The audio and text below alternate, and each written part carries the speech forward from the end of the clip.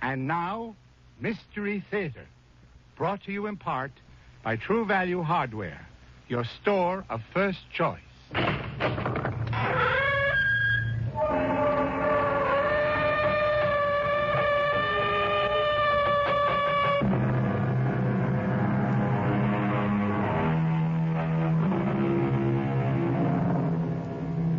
Come in. Welcome. I'm E.G. Marshall. The world, it is said, has changed over the centuries, but people have not. Perhaps this is because all too often the human heart is more intent on seeking its own pleasure, satisfying its own selfish needs, than giving thought to others. But there is innocence, too, and love, and selflessness. And it is the interplay of these good and evil forces that form the warp and woof of the strange and horrifying tale I bring you now. Listen. Oh, Murray, I tell you it was Chris.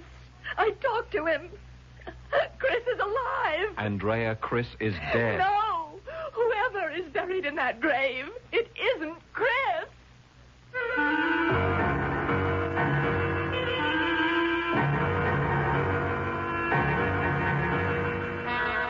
Our mystery drama, My Sister, Death, was written especially for the Mystery Theater by George Lothar and stars Paul Hecht and Beatrice Straight.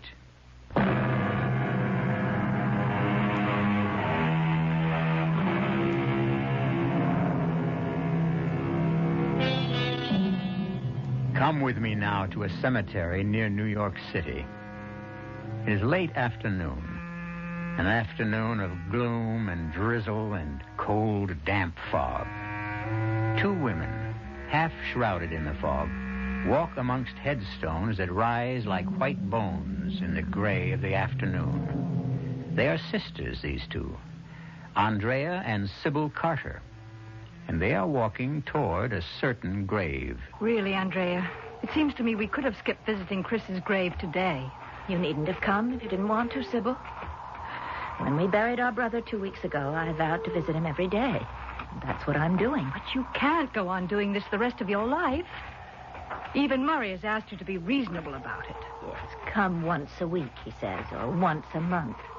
Well, you know what that would lead to. Coming not at all. No. I love Chris more than anyone else in the world, and I'm... Who's that? What? Someone... A man standing beside Chris's grave. I can just make him out in the fog. I don't see... Oh, yes. A man standing with his head bent as if he were praying. He's raising his head. He's turning towards us. Sybil. Oh, Sybil, my God. My God, it's Chris. Oh, Andrea, don't be silly. It couldn't possibly be. It is. I'm telling you, it's Chris. It's Chris. Andrea!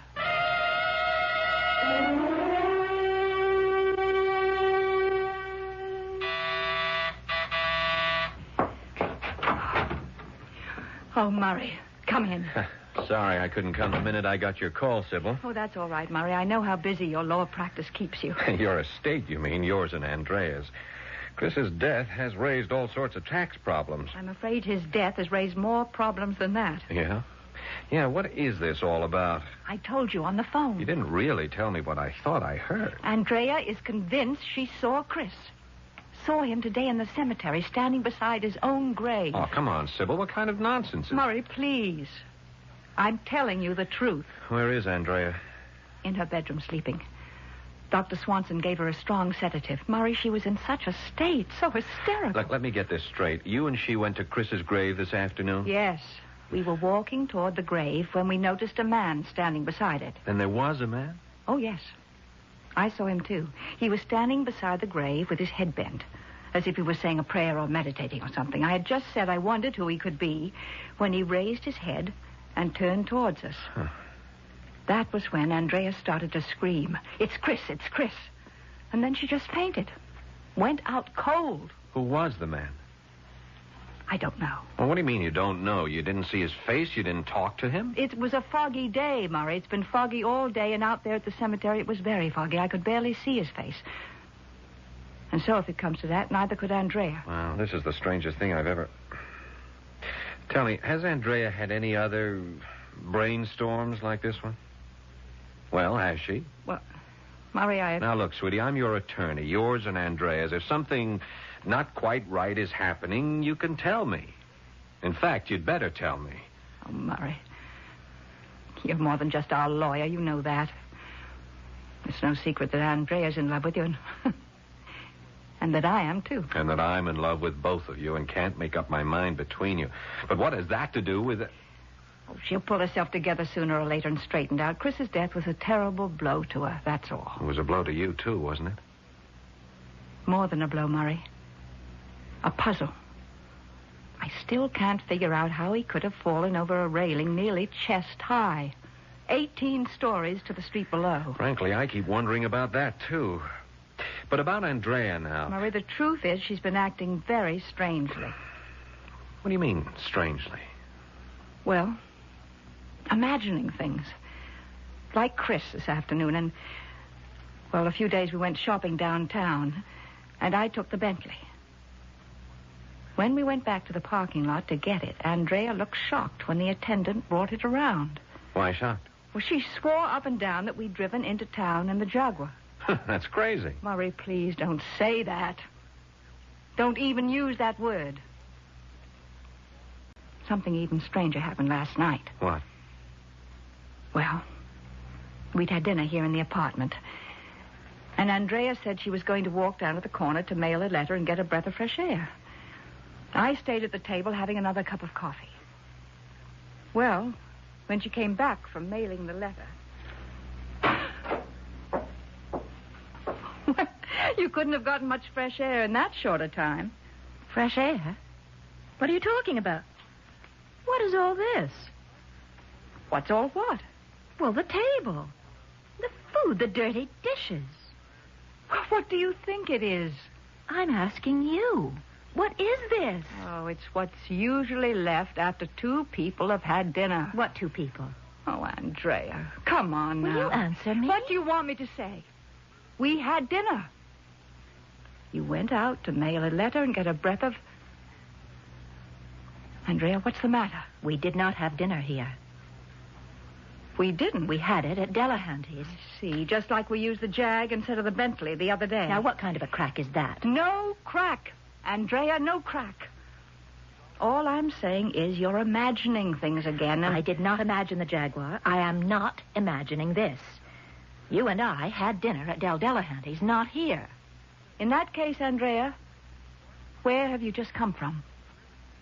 Come from? You went out to mail a letter and get a breath of fresh air, you said. You just came back. You just now walked through the door. If that doesn't prove... You're forgetting the earring. Earring? What earring? Here, look. You can see for yourself I've only got one earring on. Well, you must have dropped it when you... That's exactly what I said less than 15 minutes ago. When we got home from Delahanty's and we're getting out of the car, I said, Sib, I've lost an earring.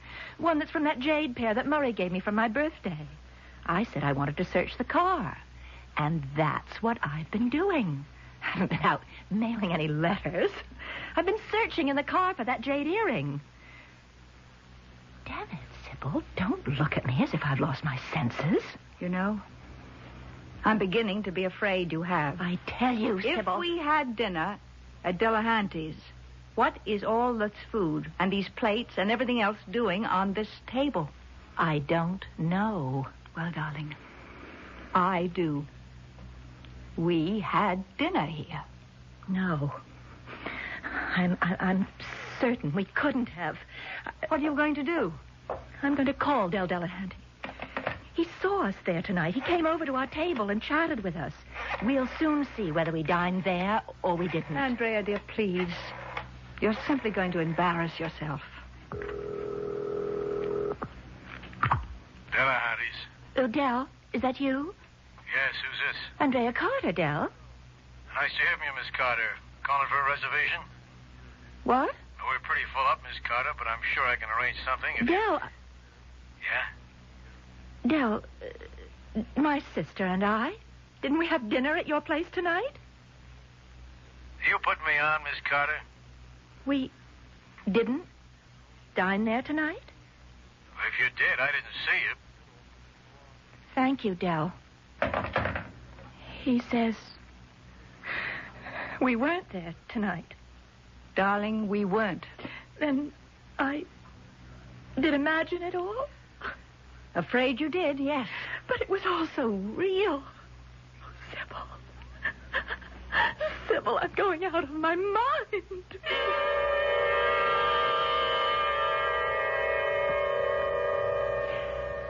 And I had a real rough time with her then, too. Believe me, Murray. She was simply beside herself. Yeah. A jaguar, this business of Delahanty's, and now today imagining she saw Chris at his own grave. Murray, you don't think she's... Well, you know. I don't know. Grief hits some people like a sledgehammer, belts them so hard they never recover. Trouble is... Yes? Trouble is... Andrea isn't that kind of people.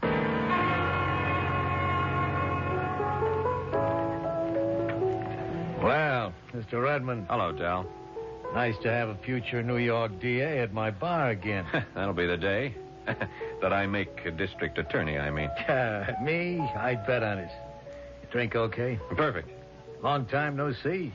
You've been busy, I guess, huh? Very. You too. I see Delahanty's is just as crowded as ever. I got no complaints. Carriage trade mostly. People that wouldn't go anywhere else but Delahanty's to dine and dance or just have a drink at a bar. Or gamble. How is that? Gambling does go on in the back room, doesn't it? Where'd you get an idea like that, Mr. Redmond? Oh, I have ways.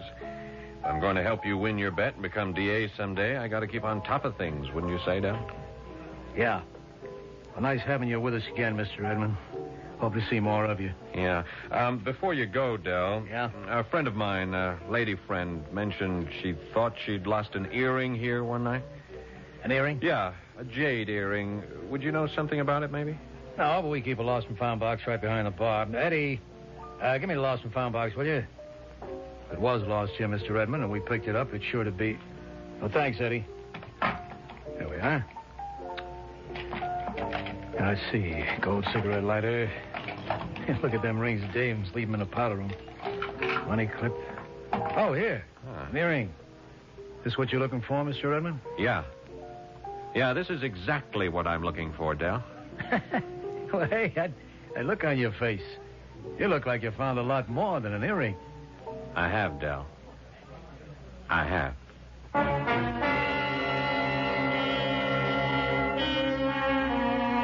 Murray Redmond has indeed found more than just Andrea Carter's earring. He has also found that she didn't imagine dining at Delahanty's. Nor then, in all likelihood, did she imagine driving into town in the Jaguar. The Jaguar which unaccountably turned into a Bentley. But as for imagining or not imagining her dead brother standing beside his own grave, well, we'll get closer to the answer to that when I return in a few moments with Act Two.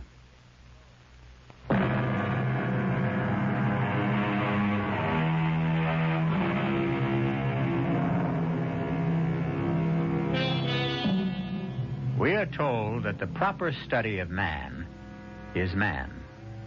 Personally, I prefer to study women.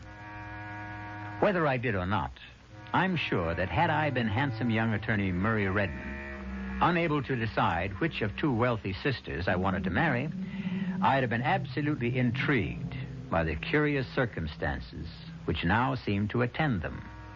I'm not sure, however, that I'd have adopted Murray's direct approach. Sybil is either trying to drive you crazy, Andrea, or she's setting you up for commitment to a sanitarium. I can't believe this, Murray. Here's the earring to prove it. But isn't it possible that somebody else lost an earring at Delahanty's? The duplicate of mine. Okay. It isn't. Oh, Murray, I can't believe that. What you're saying is you don't want to believe it. I don't either, but facts are facts. You and Sybil did have dinner at Delahanty's last night. She arranged things to make it look as if you dined here. And face it, Andrea, if you hadn't lost the earring, and I hadn't picked it up at Delahanty's right at this minute, you'd think you were going off your rocker. And frankly, so would I. Well, it was clever of you to check for the earring at Dell's. Well, I'm a pretty smart fella, you know. Smart enough, anyhow, to smell a rat when I come across it. Like this dinner business or the car nonsense or Chris standing beside his own grave. Yeah, and I might as well tell you now, Andrea, I don't believe Chris's death was accidental. Murray. No one could have fallen over that railing. Fallen off accidentally, yeah. If he'd been sitting on the railing, even taken his own life if it comes to that. No, personally, I think he was pushed. Murray, do you realize you're accusing Sybil of murder? I do. And of trying to make it look as if I'm crazy. Yeah? Well, why? Why would she do anything like that? Do you really want me to answer that? No, I suppose not. If what you say is true, and it isn't, the answer could be that Sybil wanted to get control of all our money. And me. You? To lay it on the line, Andrea, she's in love with me. So am I. What else is new? Well, there you have it. With you out of the way, Sybil would have, or think she'd have, a clear field. I just don't know what to say or do. Well, the thing to do, at least for the moment, is simply to play along. You see, what I want is to get enough evidence against Sybil to nail the truth and her to the wall. You know, I'm simply dumbfounded. Oh, it can't be true, Murray. It simply can't. We all have more than one side, or sides we usually conceal. Yes, I know. But... Oh. What's the matter, Andrea? What is it? That painting. On the wall there. Yeah, what about it? Well, you've seen it before. Look at it. I'm looking at it. So what? 3 children playing on a lawn. There were always 4. 4 kids? I mean, are you sure? Well, I'm positive. There were 2 boys and 2 girls, and now there are 2 girls, but only 1 boy. Murray, this isn't another of Sybil's... Well, we'll soon find out. Let's just have a close look at the painting. Well? No, I don't see... Wait a minute. Sure. Oh, man, what a skillful job. Skillful? Yeah, of painting out the figure of the second boy. Here, see for yourself. You'd never know that figure had been painted out if you didn't look closely, very closely. You see? Well, yes. My God. It is true, then, that Sybil is... I'm afraid so, Andrea. However you look at it, Sybil is guilty. Guilty as sin. All I've got to do is prove it.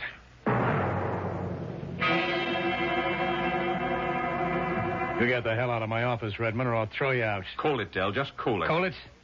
You come in here and call me crooked, accuse me of pulling some kind of fraud, and then tell me to cool it? All right, let's say I advise you to cool it. Look at this. The earring you picked up here last night. What about it? It belongs to Andrea Carter. It's one of a pair I gave her. She lost it out there in the restaurant while she was having dinner with her sister, the dinner you said never took place. I said? Andrea phoned you last night to ask if she and Sybil had dinner here. You said they hadn't. You lied, Del. Now, why did you lie, huh? Okay, so I played a little joke. Somehow it doesn't strike me so funny. I'll tell you what does, though. Why, you and Sybil Carter teamed up to play this little joke on Andrea. Teamed up, me and Sybil Carter? What else? Look, Del, take a lawyer's advice. Open up. Spill everything. And do it now. Cop a plea? Like that? Something like that. Chris Carter, the brother. Yeah? He was into me for over 12 grand. He gambled like it was going out of style and always lost. Go on. So he falls off the terrace of their apartment and gets killed. Mm-hmm. I'm out 12 grand. I call up the Carters and I get the Sybil dame on the phone. I tell her how I'm out a dozen big ones and she tells me to drop dead. Oh? But the next day, she shows up here and says she'll pay the dough if I'll help her play a little joke on her sister. Pretty expensive joke, wouldn't you say? I didn't say anything. If she's willing to get me off the pad for 12 grand, I'm willing to help her play her joke. So where's the harm in that? Who gets hurt? worse than hurt, Del. Somebody could get dead. Real dead.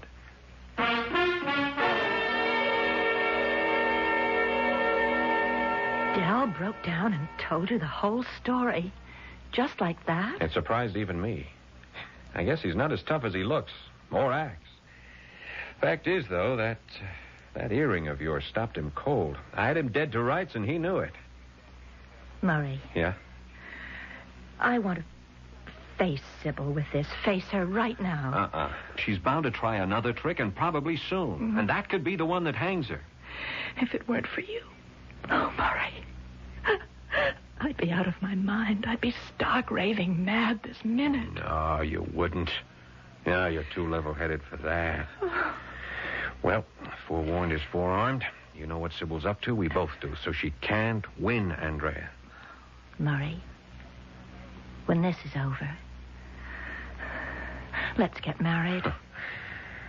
I couldn't make up my mind which one of you I wanted for a wife, but I guess I can now.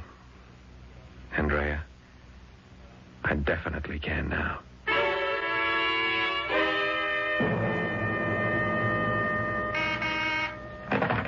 Yeah. Oh, of course, Marcia. Send her in. Oh, come in, Sybil. Come in. I know I'm interrupting you. It's something important. You are, but you're worth it. Here, sit down. Thank you. How's Andrea? She's my reason for being here, Murray. Well, what do you want to tell me? Murray, I'm worried about Andrea. Terribly worried. You mean her nervous attacks? Well, they're more than that, I'm afraid. What you call nervous attacks seem more like delusions to me. I'm beginning to think that she is on the verge of insanity. Has something else happened? Yes. There's a picture on the wall of the living room. A painting of 3 children playing on a lawn. Yeah? Andrea swears that there were 4 children in the picture, not just 3. Or were there? 4 children in the picture, I mean. Well, of course not. There were always 3. Well, yes. You don't sound too sure. What I'm trying to say is, well, I couldn't swear in a court of law that there were always 3 children in the painting. Well, you know how we look at things after a while without really seeing them. What I am saying is that if there are 3 children in the painting now, then there must have always been 3, not 4. Makes sense. Which Andrea's saying that there were 4 doesn't. That, combined with everything else that's happened since Chris died, has got me worried. It's something to worry about. So what I came to ask you, do you think I ought to get her to consult a psychiatrist? Might be a good idea. Would there be any danger in it? Danger? Well, I mean, if she went to a psychiatrist and he discovered that she was seriously ill, I mean, really insane, would she be committed or something like that? Well, it depends. On what? First of all, whether she was dangerous to herself, others. If he felt that she was, he'd certainly recommend placing her in a sanitarium where she could be cared for and perhaps, in time, cured. If that was to happen, if he made that decision, you'd have to sign papers of commitment. Oh. Would you? I don't suppose I'd have any choice, would I? Oh, there's always a choice. Another thing. If anything like that were to happen, what about the estate? You know as well as I do, Sybil, that you'd be in complete control. Well, no, I didn't know. Your father's will divided his fortune equally among the 3 of you. You, Andrea, Chris.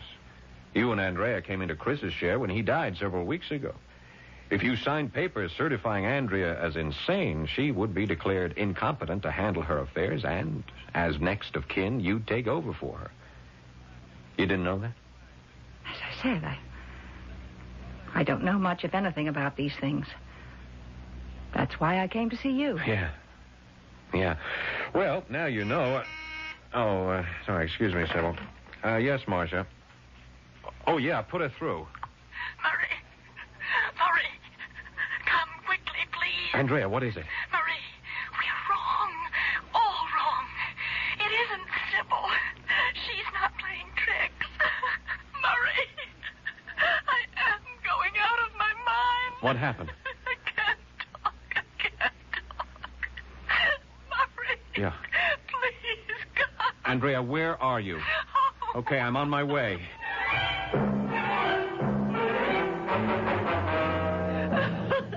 Andrea, you've got to get control of yourself. What is it, dear? What happened? I went to the cemetery to visit Chris's grave. Yeah, I know that. A man was standing beside the grave like the other day, Sybil. Yes, dear, yes. And like the other day, as I walked towards the grave, he lifted his head and looked straight at me. It was Chris. Honey, the man we saw the other day wasn't Chris.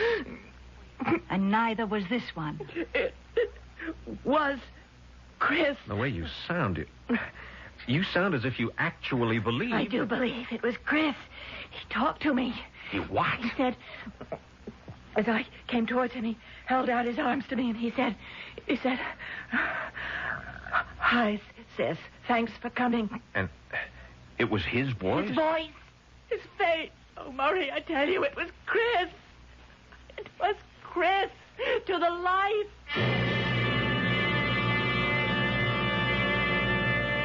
Well, if you're shocked, think how shocked Murray Redmond must have been. His entire theory that Sybil is trying to have Andrea committed out the window, just like that. On the other hand, Chris couldn't be standing by his own grave. Could he? Perhaps we'll find out when I return shortly with Act 3.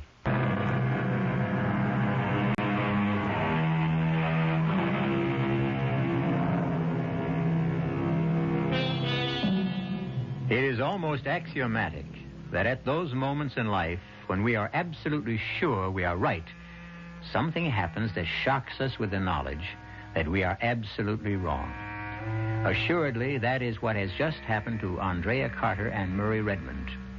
Convinced that beyond a shadow of a doubt, Andrea's sister Sybil is trying to set her up for commitment to an asylum, they are stunned to realize that this may not be the case at all.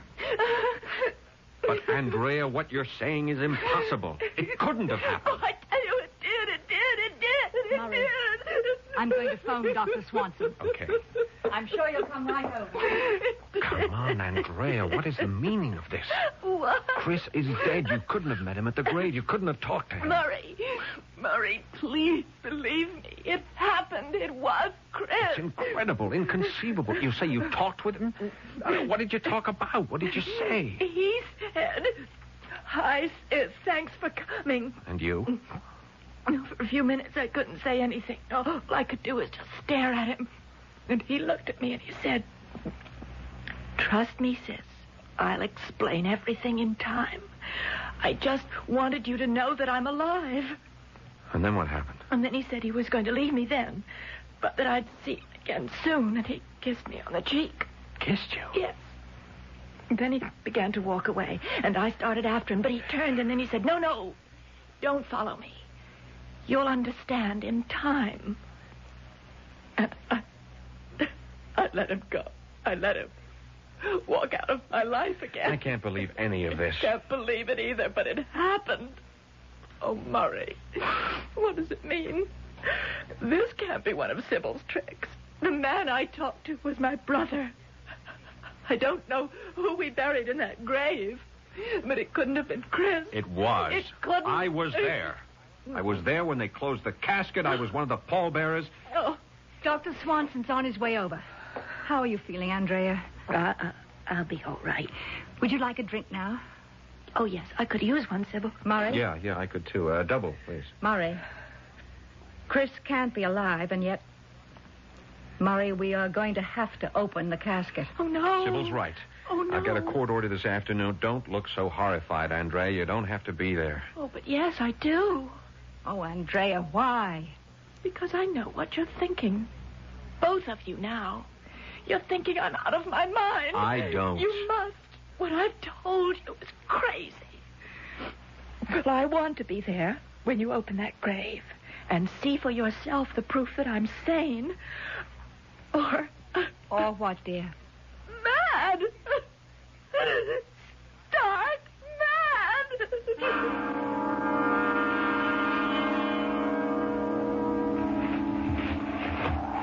All right, gently, boys. Gently. Open her up now, Mr. Redmond. Yeah. I can't look. That's all right, Sybil. Look, why don't you just go over there under the trees? You don't have to look either, Andrea. I must.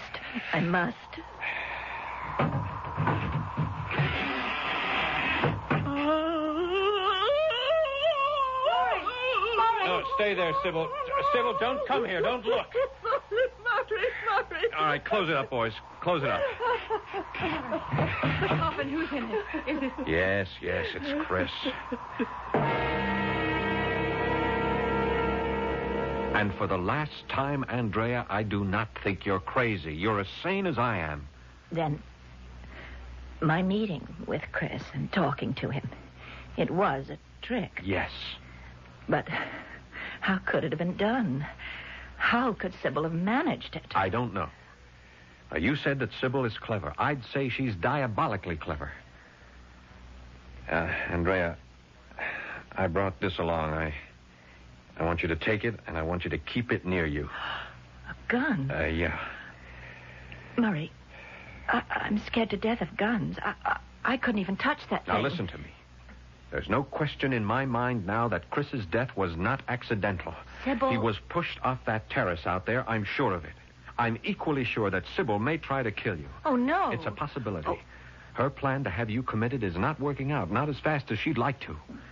I'm trying to stay just one jump ahead of her. It seems to me she just might try to kill you and make it look like an accident. Like with Chris? Yes. So here, take it. Oh, but Take it.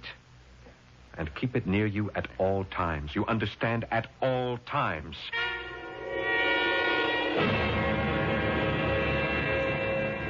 Oh, sorry, Andrea. I hope I didn't wake you. No. Just resting, Sybil. You want something? Well, yes. I thought we might talk. About what? Andrea, I've been doing a lot of thinking about this, about you. And I think you ought to see a psychiatrist. Oh. So does Murray. Anyhow, he doesn't think it would be a bad idea. You've discussed it with Murray, have you? I love you. Murray loves you. It was only natural I should go to him for advice. You are lying, and you know it. What are you talking about? You are either trying to drive me out of my mind or trying to make it look as if I am so that you can have me committed. Andrea! Everything that's happened to me since Chris's death, which was no accident, Sybil. You killed him. Everything that's happened since then. Every strange, incredible thing. That business with the cars, the dinner bit. The painting with only 3 children in it instead of 4. Oh, yes. And even my meeting with Chris. Chris in the flesh. I don't know how you managed that. But it's all been arranged. Every single thing arranged by you. Why should I do such things to you? To get control of the money that we share jointly. To get Murray for your husband. You are out of your mind. To think that I would do anything so vicious, so depraved. Yes, vicious and depraved. You. And when I realized it, when I could no longer hide it from myself and had to face it, that my sister, the sister I loved devotedly, had murdered our brother. Andrea. And was now tricking me into thinking I was going out of my head. When I realized that, Sybil, I didn't want to live anymore. I wanted to die. Oh, Andrea, I wanted dearest. to die. What are you doing? Murray gave me this gun to protect myself with against you. I told him I was scared of guns. I'm afraid even to touch them. But I didn't tell him why. I didn't tell him I was afraid I'd use it on myself. Andrea, no! Yes, I can't go on living, Sybil. All that meant anything to me is gone. Chris is dead. You've turned on me. You want me dead and out of the way so that you could have the money and Murray. Right, then.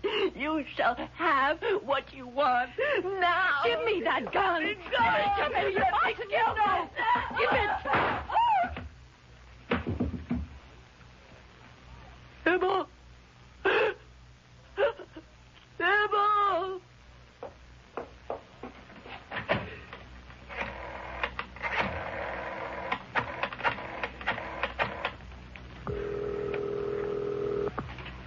Hello?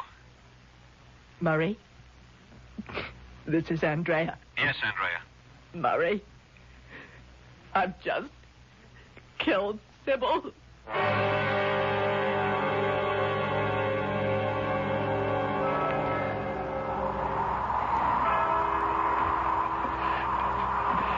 Shall we go now, Andrea?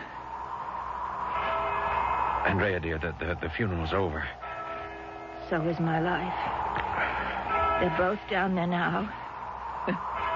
Side by side. Under the ground. Chris and Sybil. Come on. It's cold. You're shivering. Come on now. All right.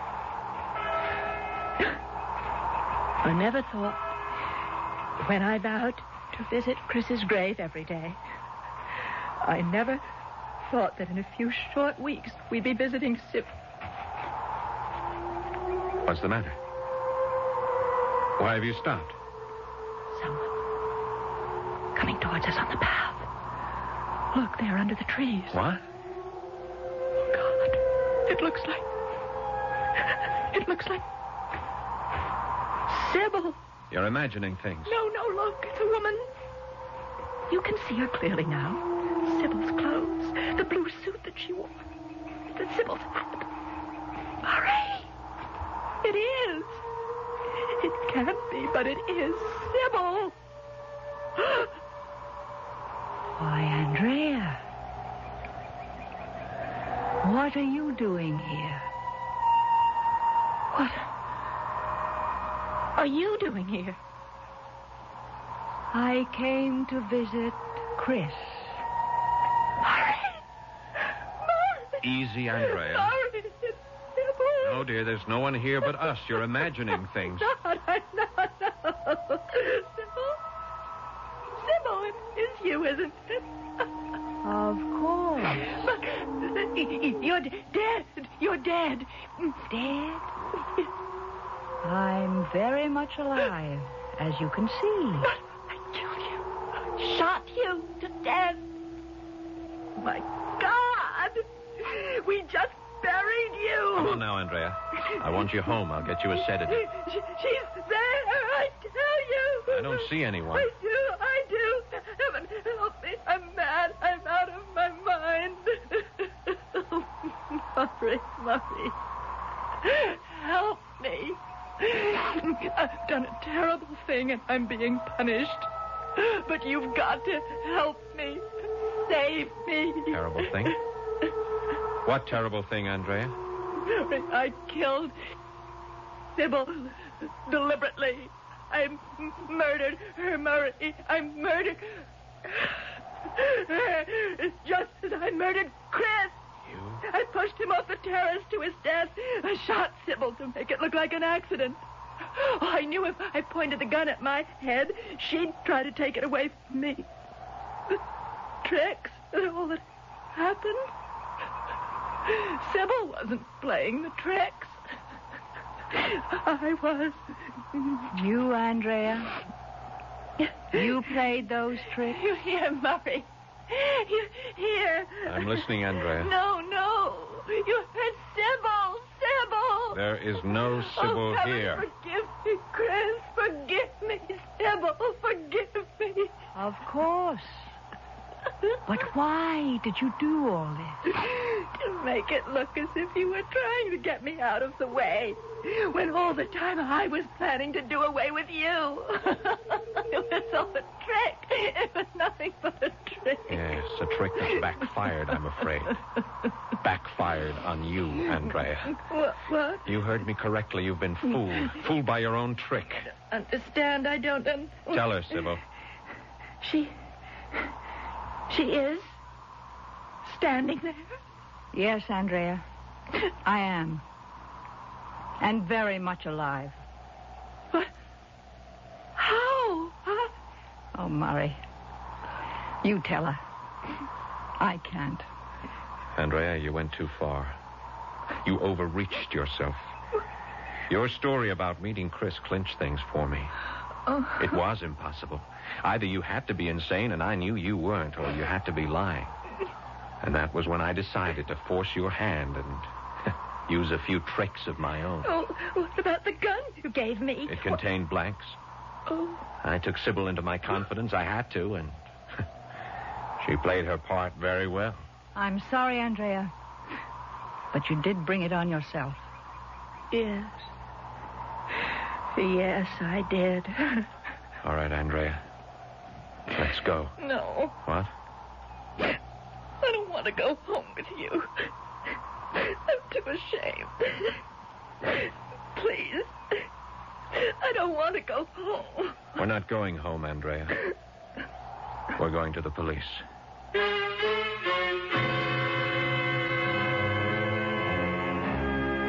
As I said at the outset, the world changes, but people do not.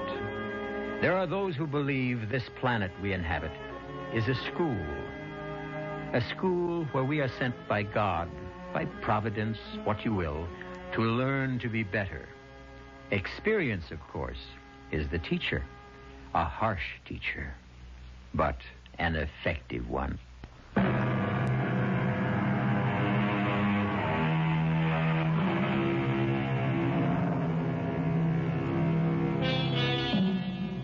I think you'll want to know that Sybil Carter is now Mrs. Murray Redmond, and they are very happily married. Andrea is living quietly and comfortably in a sanitarium. For as it turned out, strangely enough, this woman who pretended that her sister was trying to drive her mad really was. Our cast included Beatrice Straight, Paul Hecht, Marion Seldes, and George Petrie. The entire production was under the direction of Himan Brown. This is E.G. Marshall inviting you to return to our Mystery Theater for another adventure in the macabre. Until next time, pleasant dreams.